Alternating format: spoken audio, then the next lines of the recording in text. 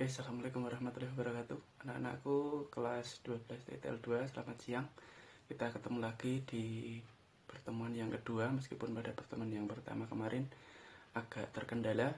Kami akan melanjutkan ke materi yang selanjutnya, yaitu pengantar tentang PHB. Jadi pada pertemuan kali ini saya akan menjelaskan sekaligus memberikan contoh aplikasi PHB untuk industri dan tegangan rendah. Sebelum kita lanjutkan, kita singgung kembali, kita ulang kembali tentang fungsi PHB. PHB atau perangkat hubung bagi, ada yang menyebutnya juga panel hubung bagi. Itu fungsi utamanya ada 3. Jadi yang pertama adalah mengendalikan sirkuit, kemudian melindungi sirkuit, kemudian yang terakhir adalah membagi beban. 3 fungsi utama ini masing-masing akan dilakukan oleh perangkat-perangkat yang ada di dalamnya. Yang pertama, mengendalikan itu dilakukan oleh saklar utama. Contoh saklar utama yang sering diaplikasikan di PHB itu adalah saklar pemisah, kemudian ada NFB, ada MCCB dan sebagainya. Mungkin yang kemarin PKL di pemasangan panel tidak asing dengan nama-nama ini ya. Kemudian tugas melindungi sirkuit ini dilakukan oleh perangkat pengaman, yang termasuk pengaman di situ ada sekring, ada MCB, kemudian ada ELCB. ELCB ini pengaman arus bocor dan pengaman-pengaman yang lain. Oke, kemudian ini contohnya. Contoh peralatan utama dari saklar utama dan pengaman di PHB. Ini contoh saklar. Gambar yang pertama di saklar itu adalah rotary switch. Kemudian gambar yang kedua itu adalah NFB ya. Contoh yang Bapak sampaikan di sini adalah NFB dengan daya yang cukup lumayan dengan kapasitas arus 100 ampere. Kemudian yang di bawah itu adalah MCCB. Nah, ini perangkat-perangkat yang sering sekali digunakan sebagai saklar utama. Kemudian kita lanjut ke pengaman. Pengaman ada yang gambar pertama tentu kalian tidak asing, itu ada MCB 3 fasa. Kemudian di sampingnya itu adalah ELCB. ELCB adalah pengaman arus bocor. Kemudian yang di bawah itu adalah gambar sekring. Nah, ini skema, salah satu contoh gambar skema PHB 3 fasa 1 kelompok. Jadi sudah saya contohkan di muka ya, di depan. Di sebuah PHB itu pasti ada dua komponen, yaitu saklar utama dan penghubung.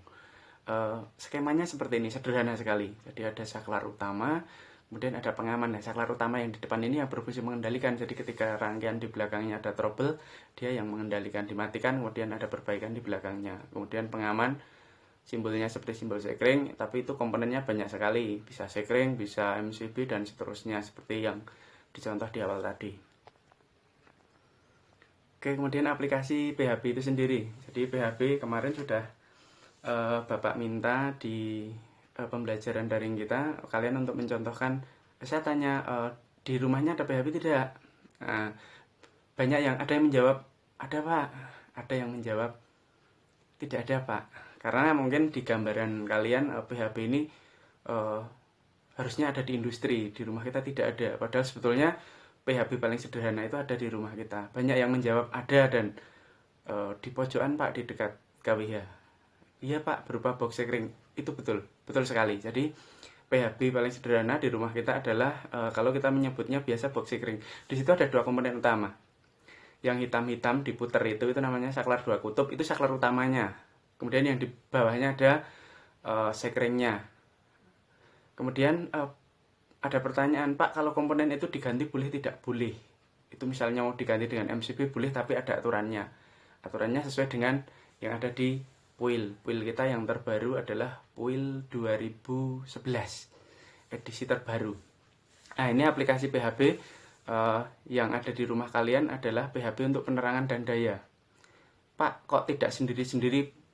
Karena di setiap beban rumah itu pasti ada instalasi penerangannya dan ada instalasi dayanya. Tidak mungkin PHB-nya akan berdiri sendiri-sendiri. Jadi dia dijadikan satu. Kemudian PHB untuk sistem kontrol ketika kalian memasang instalasi listrik ketika di kelas 2. Nah, itulah PHB untuk kontrol motor. Kemudian ada PHB untuk perbaikan faktor daya, PHB untuk distribusi di industri, PHB untuk distribusi motor, PHB utama, PHB distribusi, dan seterusnya. Kalau di industri mungkin kita jarang mendengar istilah ada PHB dan seterusnya. Mereka menyebutnya panel atau bahkan kadang menyebutnya kubikel. Karena apa disebut kubikel? Karena bentuknya yang kotak kubik seperti kubus. Nanti akan ada contohnya.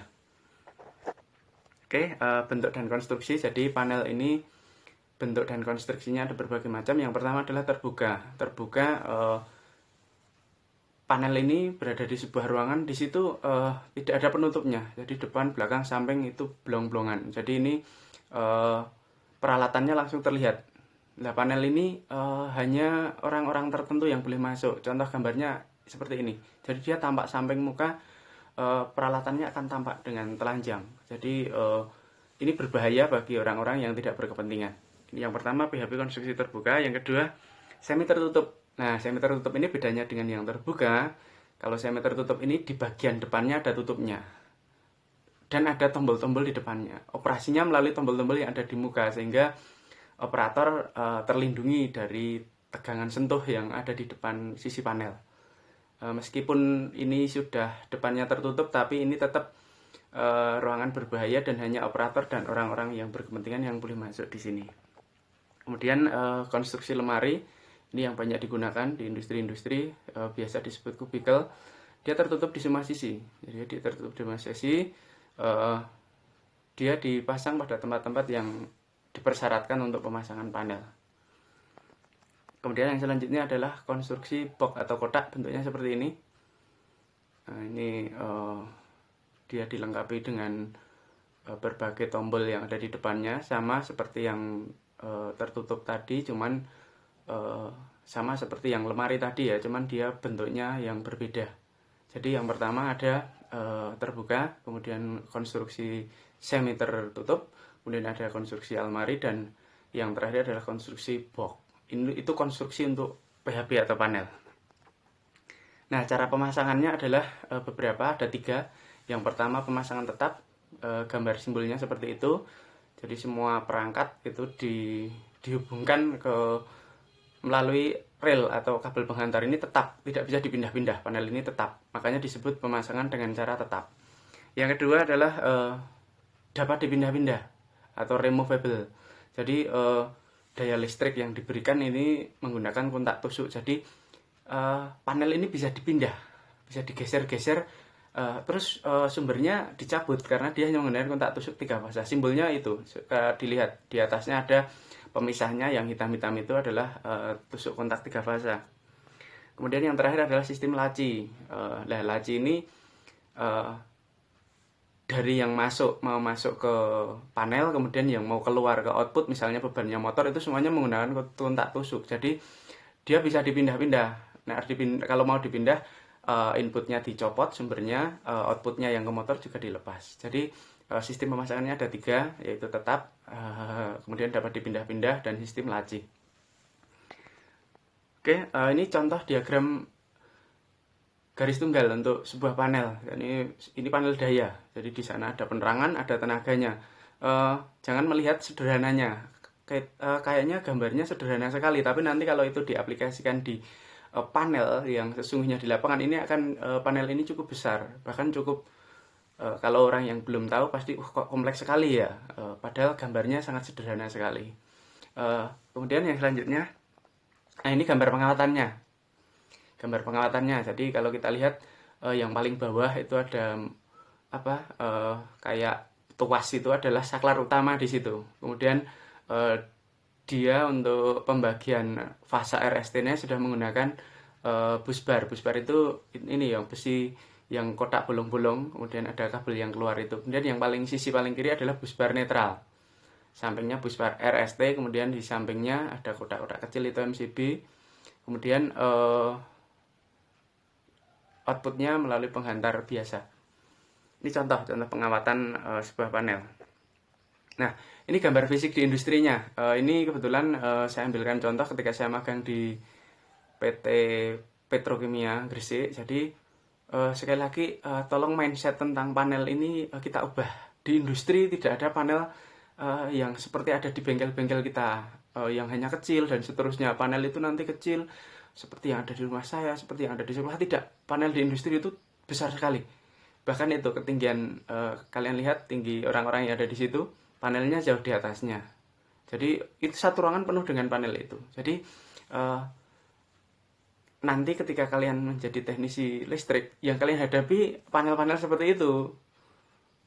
Panel-panel kecil juga ada, tapi panel-panel di pusat distribusinya di sisi tegangan rendah paling ujungnya itu pasti panelnya akan seperti ini.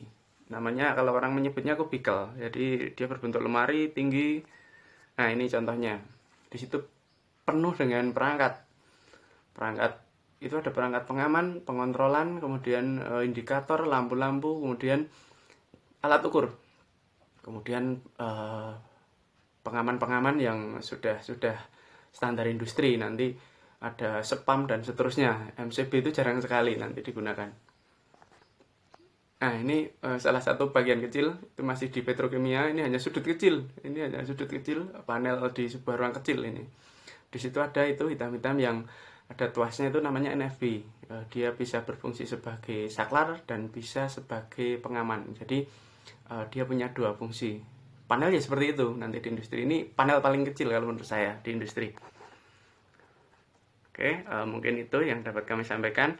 Sekali lagi bahwa saya ingin kalian memahami bahwa panel yang ada di industri itu nanti mungkin berbeda dengan apa yang kalian bayangkan. Jadi panel di industri itu nanti gambarannya seperti itu tadi.